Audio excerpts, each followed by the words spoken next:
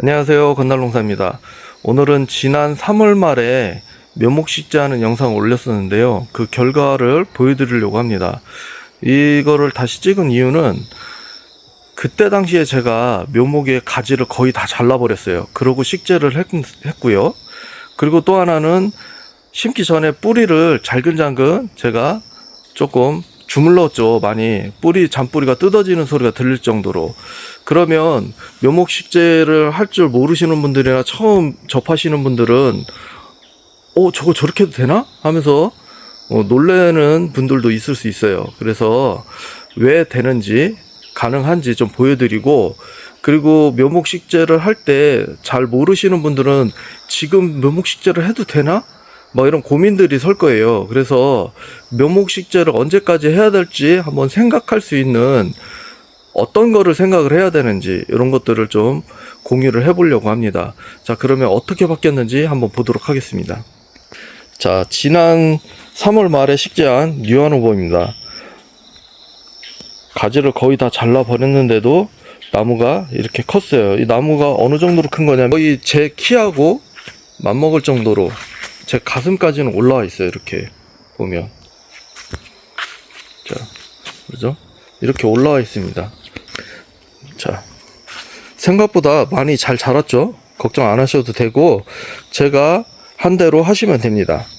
자, 이 방법의 포인트는요, 묘목 식재를 어떻게 해야 되나, 이런 여러 가지 그 영상들이 있잖아요.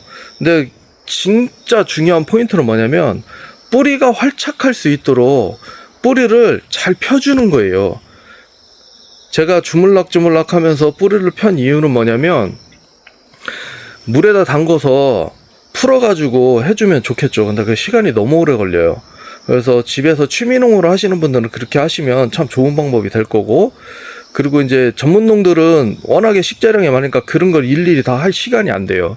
그래서 저처럼 심기 전에 뿌리를 잘 활착이 될 수 있도록 공간을 만들어주기 위해서 주변을 조금씩 무너뜨려 주는 거예요. 그런 방법으로 쓰면 뿌리가 잘 활착할 수 있어요. 포인트는 이거예요.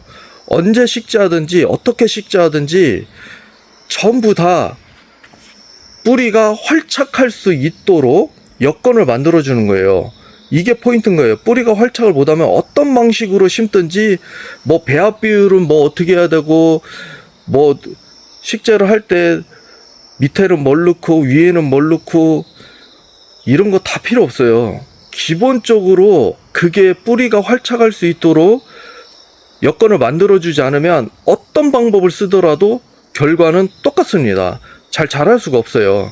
그래서 중요한 거는 뿌리가 활착할 수 있도록 환경을 먼저 만들어주는 거다. 이게 제일 중요하고요.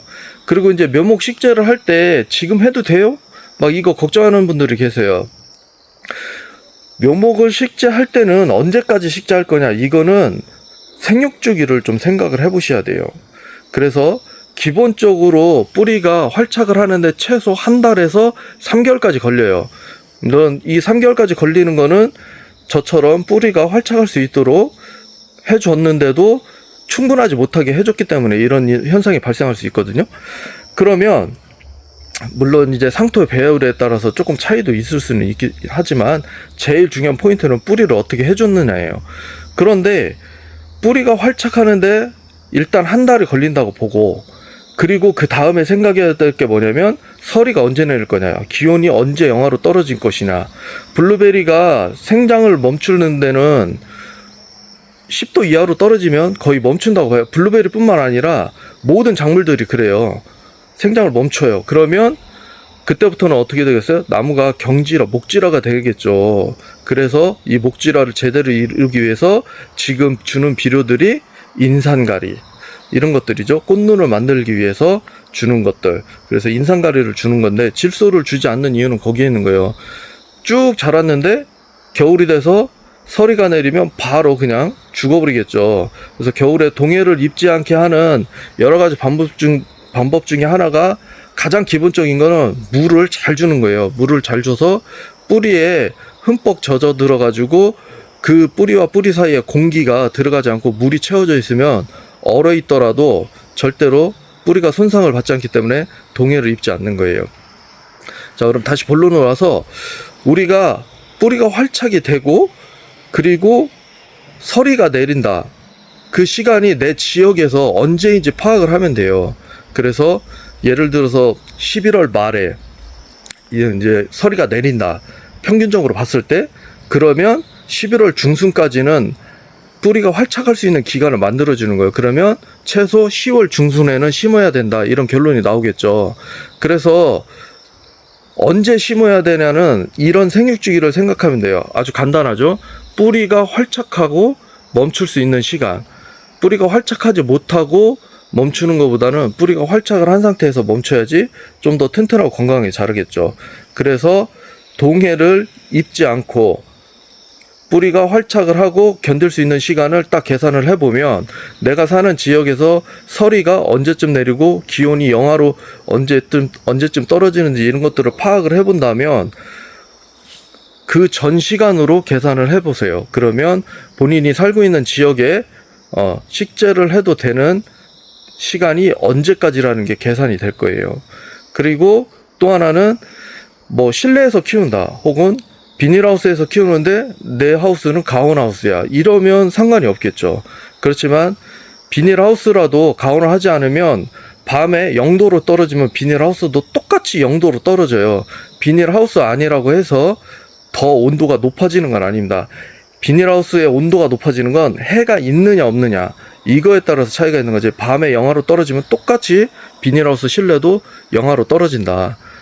그러니까 온도를 잘 생각을 해보고 그리고 블루베리의 생육주기를 잘 생각을 해서 판단을 하면 아주 간단하게 묘목식재를 언제까지 해야 되는지 계산이 될 겁니다. 그래서 정리를 하자면 묘목을 심을 때는 뿌리가 활착할 수 있도록 뿌리의 환경을 만들어줘라.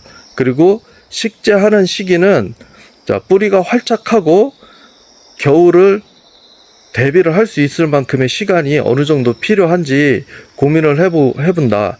그러면 언제까지 식재를 해도 된다는 결론이 떨어지고 그래서 내가 살고 있는 지역의 기온 이것들을 잘 살펴보는 게 좋아요.